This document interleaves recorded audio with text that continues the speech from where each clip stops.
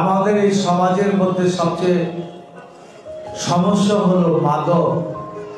মাদকটা সমাজে এমনভাবে ছেয়ে গেছে, ইনশাল্লাহ আগামী দিনে আমরা সুযোগ পেলে সন্ত্রাস, চাঁদা এবং মাদক প্রত্যেকটা সমাজ আমরা করতে চাই।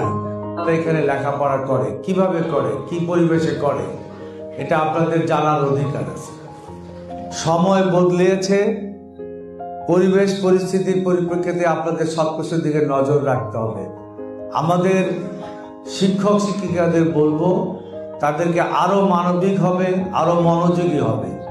তাদের একটু কষ্ট, পরিশ্রম এবং শ্রমের বিনিময়ে আগামী দিনে আমাদের যে ভবিষ্যতের যে প্রজন্ম, তারা একটা সুশিক্ষিত হবে। মাদক সমাজ থেকে আমাদের অবশ্যই বিতাড়িত করতে হবে। সুতরাং মাদক মুক্ত সমাজ আমাদের দরকার, আর এটা প্রতিষ্ঠা করতে হলে আপনাদের সহযোগিতা লাগবে।